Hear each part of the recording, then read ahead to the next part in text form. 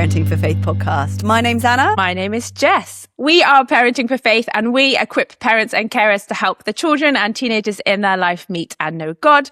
We provide that through courses, resources, this podcast, and we also wrap around church as the place that resources parents and carers, supports them, encourages them in what they're doing. And so it's great to have you here today. Yeah, thank you so much for joining us.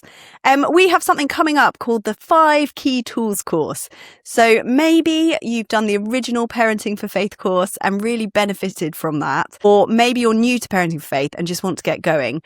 Either way, the 5 Key Tools course is going to be brilliant for you. It's either a bit of a refresher and a reminder with new faces, new voices, and just in really kind of bite-sized chunks. Or if you're just getting to know Parenting for Faith, it'll set you on the right track. These are 5 tools that we teach parents and carers, church leaders, children's youth and family leaders that you have in your back pocket and you can just use in the normal everyday bits of life to help kids and teenagers connect with God and get to know him better and get to know about him.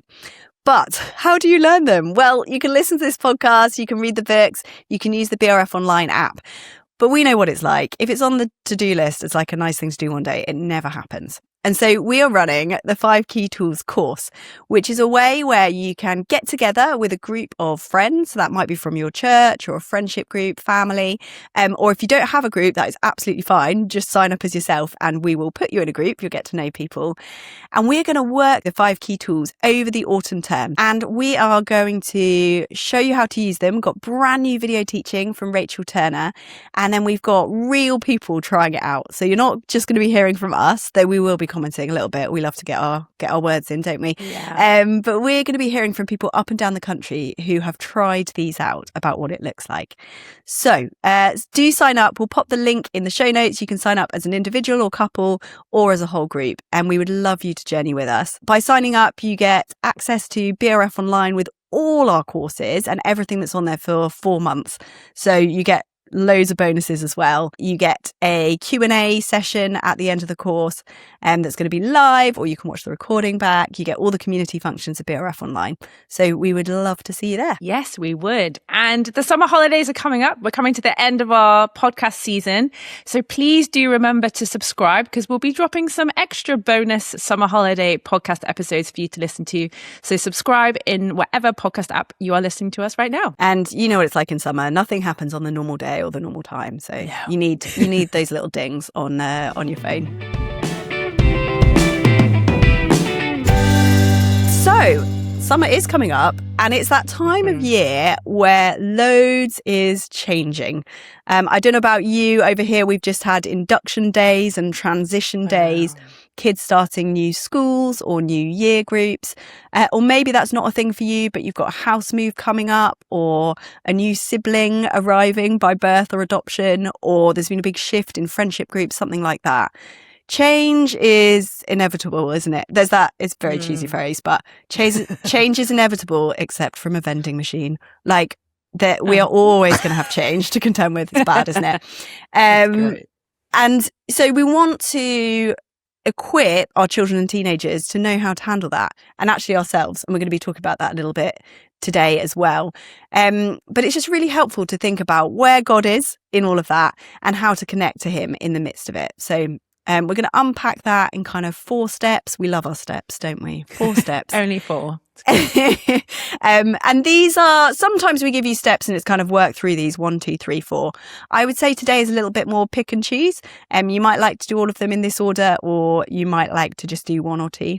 But we hope it sparks some ideas and is helpful for you. Yeah, and transitions are these funny things, aren't they? Where you can be really excited about something. So maybe like a new sibling or something. But there's always the other side, which is like a bit of grief about the thing that you're moving on from, or that things will be different. And I think that's just a really good thing to note right at the start when you're thinking about your children and teenagers, is that they can experience grief at the same time as feeling excitement. Like, you don't need to feel one or the other. It's okay to have lots of different emotions about things. And that kind of leads into what they think about God as well. It's a really good opportunity to kind of give a whole view of who God is in those moments, that he doesn't need us to put a big smile on our face, even though it's something exciting. If we are feeling upset or a bit worried or scared, that he is there with all of our emotions and not just the kind of like happy ones in inverted commas, the good feelings. So you can definitely do some unwinding. That's one of our 5 key tools around the perception of how God might feel about them in that time as well. And so they can get a more balanced view, broader view of who God is in all of those spaces. It's really insightful, because I think I certainly tend to focus on the practical stuff or equipping them around the change itself, but actually they can be forming views about themselves, views about other people, views about God. Is he trustworthy? That sort of thing. When you're like, what? You're just moving school. It's nothing to do with that. But, little things we say and the way we pray and things they hear from other people can all contribute. And we do tend to because we want to keep them excited, don't we? Sometimes that we kind of overdo the excitement. And I kind of need reminding to help process or acknowledge that there might be some other feelings going on as well for all of us. Yeah, no, absolutely. So let's start. Step 1 is prepare yourself. Now, this is uncomfortable, but it's good. So stick with me here. Before we can help our child or teenager, it really helps if we notice what's going on in us, okay? Because these transitions, like Jess has just said, they can stir up all kinds of things. And that's for us as parents and carers as well, not just our children. So you might have anxiety or grief or excitement, and that might be in tune and in line with your child. Like you both might be feeling really excited about this change, or it can be, you can be feeling quite different things. Your teenager could be super excited and you could be feeling really anxious, or the other way around. And I think it's just being aware that children pick up on far more than we say out loud, and kind of noticing that. And our emotional tone, what we say and also how we act and kind of how we approach it, becomes part of how they interpret that transition. So the tools come in here again. I would love to suggest that you create windows. So share honestly and appropriately about your own feelings and how you're praying. So say you are a little bit nervous about it. If you're, texting some friends to pray, you can tell them that that's what you're doing. You can say out loud, actually, I'm feeling a little bit nervous about this too, and I've been asking God to help me. Or I asked him to give me a Bible verse to hang on to and remember for this season. So you're sort of creating windows into what it's like for you, not putting your emotions and pressure on them, but just modeling that it's okay to feel different things. And particularly if your emotions are aligned with your child's, that gives them some ideas for how to handle it. But also being aware that you don't want to, put stuff on them that is then a kind of a load for them to carry. This morning, one of my children was going off on a residential trip for school. So not a transition, but, a bit of a growing up moment, next step. And I was aware it's a lot further away than we've ever done before. It's for quite a lot longer. And I was really chatting to God about what that looks like for me and how to frame that for my child in a way that didn't make them feel burdened or like I was worried about it, but also didn't hide it from them as well. Does that make sense? It's kind of subtle, isn't it? So I think I said something along the lines of, I hope you have a brilliant time. I'll be praying for you. Remember that you can chat and catch with God anywhere, and that he's there with you, and I'll remember the same. So it's not so much you're just instructing them, but hey, we might miss each other and that's okay. And here's how we're going to deal with it. And I think that would be very relevant for a child like just starting school or preschool or something like that as well, where maybe you're used to being together more of the time. Yeah, I love that, because you said the phrase, I'll be doing it too. I think that just so small, and yet it kind of acknowledges that there's something that you can both do and you'll be doing it at the same time. Just adds that little, we're journeying together and we all feel the same. Yeah, I think too there's something around framing, just to squeeze one more key tool in there. And particularly with younger children or maybe children with additional needs, this might be particularly important to frame, this is a big change. This feels big because it is big. Say you're moving a long way away, or they're starting a new school, something like that. This is a big change, but God's not surprised by it.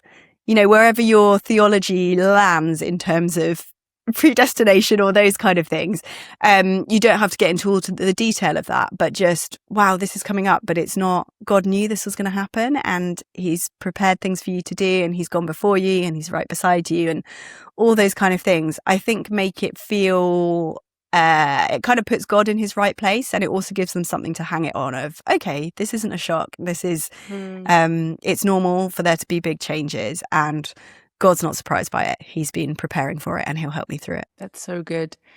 And so step 1 is preparing yourself. Step 2 is preparing your child or teenager.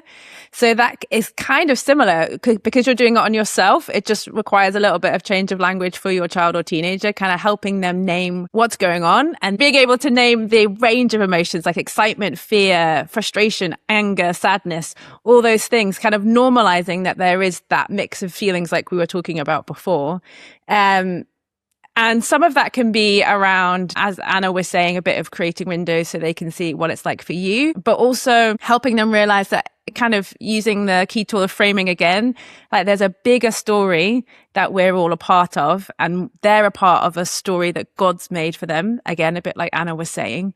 And you can look at people from the Bible, if that's helpful, of people who are going on a journey, who have lots of changes.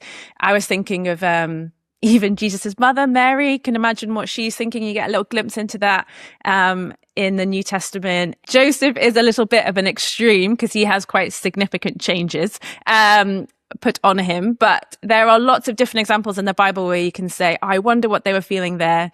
You can imagine all these things. And also just looking back on your own life and saying, there was this moment where we moved house and you were smaller and God's faithfulness was in that. And though I was feeling scared, this was happening.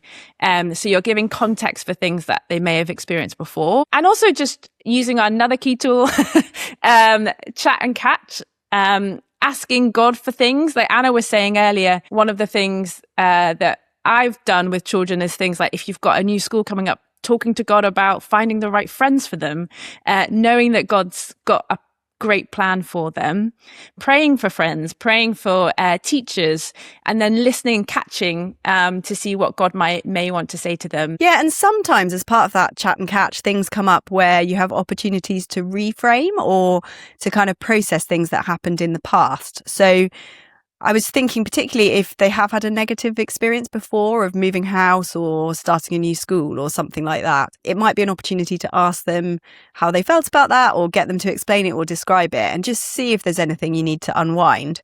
So this came up for me recently. One of my children was quite poorly when they were born. So they were in an incubator and seemingly on their own. Certainly in the photos, they look like they were on their own. And she referenced some of these photos and said, when I was born, I was very poorly and they took me away and I was all by myself. And there was just a little God nudge of like, hang on a second, that's not quite right. And I said, that's, you've seen those photos. That's almost right, but not quite. You were never on your own. God was always with you, loving you and looking after you. He was there even when mummy and daddy couldn't be because you weren't very well. And that's going to be true your entire life. You can always tell him how you feel. You can always ask him about things. And now, he's put you in our family so that you can keep growing and have God with you and ask mummy and daddy things as well. But sometimes I think we don't realize quite how children have understood and perceived those situations until they say it out loud. So yeah, it can be an opportunity to revisit things, particularly if they've been challenging before, or you just don't maybe you just don't know how your child has found starting a new year group, or they found it more exciting or more challenging than you realized. Thanks for sharing that, Anna, because that's really helpful for the reflection back on people's experiences, but also I know when my child first went to nursery, it's kind of that thing of like they're going into the world by themselves for the first time, reminding them that God is with them there, kind of framing that too. Yeah, and I think that's absolutely key. In fact, we kind of made it into our third step, which is reassure them of what's the same. So this is maybe more relevant with younger children, but not necessarily. Actually, I can see this being important, even if they know it, for kids going to secondary school or university or leaving home or moving house, all that kind of thing as well. Or, you're still maybe parents are separating, kind of reaffirming how much you love them and that you're going to be there for them. We know what it looks like because we've seen people move house before. But I remember moving house once and one of my kids being upset, and I just thought that was part of moving house. Oh, that's strange. But actually, when we talked about it and unpicked it a bit, they hadn't realised that their toys would be coming as well. Like, we'd always talked about we will move and our family will move. We'd reassured them of that. But I'd forgotten to explain that your stuff comes with you as well. And so they were actually just feeling sad about losing all their stuff, and they didn't need to. And that kind of unlocked that. And we were able to chat to God about that. So don't assume, even if they're older, that they know what's going to stay the same. Remind them who God is and his constant presence, even if lots of other things are changing.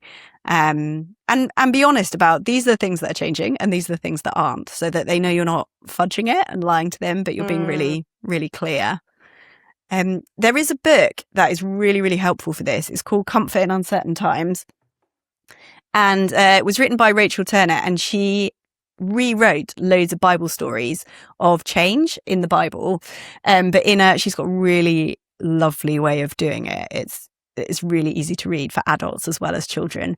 And I recommended this recently to some friends of mine who they've got 3 under 5s and they're making a really big move in an amazing response to catching from God and him asking to do something. But because of the way that's happened, there's a lot of unknowns. They don't quite know where they're going to move, and lots of things have changed. They weren't sure about schools, and then it had to be in temporary accommodation while the house sells, all those kind of things. And so when thinking about how to frame it for their children, they decided they were going to read those stories at dinner times. Hats off to them for making that happen. But they said it's been really helpful that it's brought up some things that they've been able to talk about, and it's made some links to Bible characters. So if you're the sort of person who finds a resource as kind of a springboard, a helpful starting point, then you might find that useful. That is really helpful because you're doing it together as well, aren't you? You're like, oh, we all don't know what's happening. And I was reflecting on, like, when I went to university, I remember this being really difficult because I didn't know, because everything felt like it was changing and I had like no point of reference of what university was going to be like, because you don't really know until you're there, do you? So even that reminder for those older children that you have that are maybe going off to university, the things that are the same that God provides, despite when everything else is changing. So you can still talk to God. He's still there, and we'll work it out as we go along.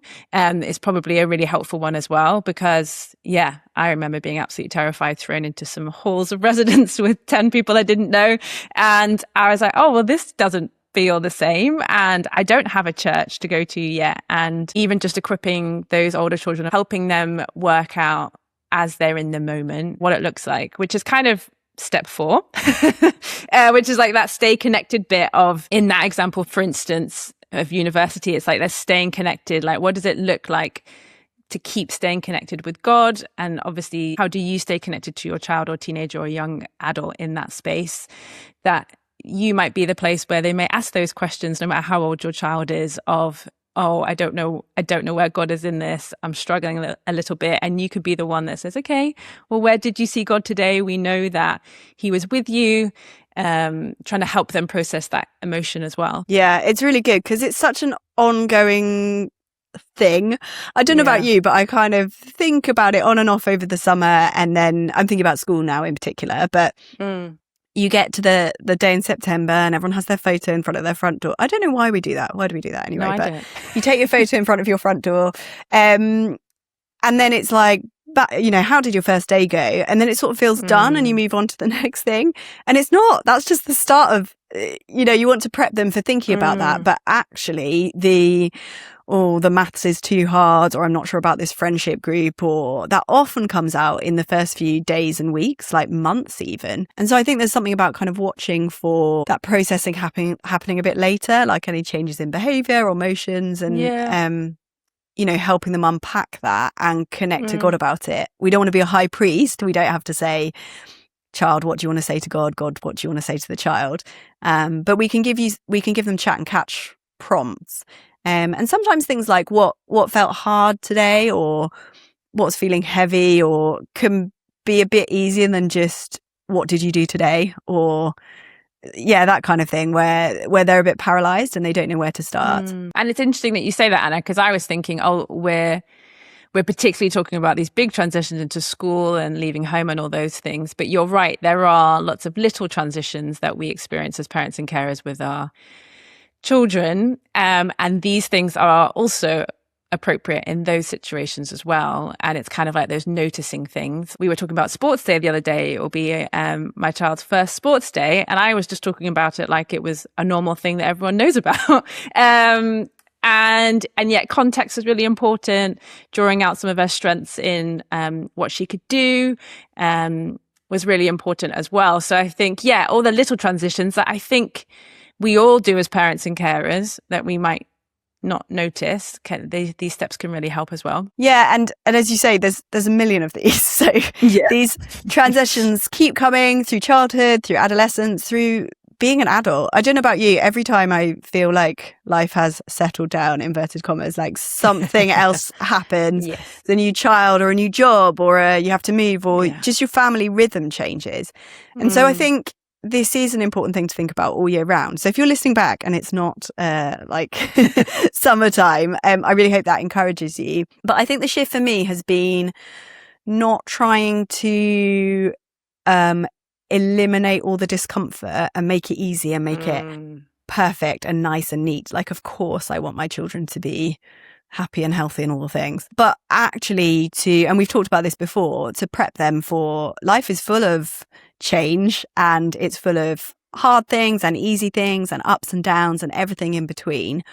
But the thing you want them to hang on to is God is good. He's there for you. You can be in a two-way conversation with him all the time. You can trust him.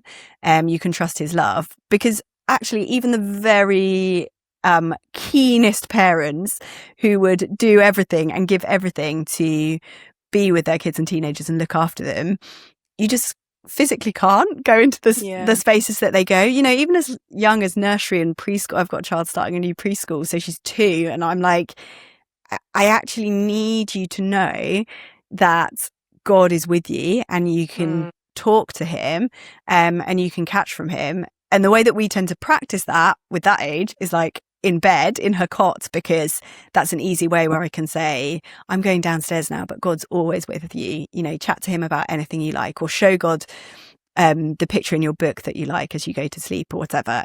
And then you've got a frame of reference of when you're going to preschool.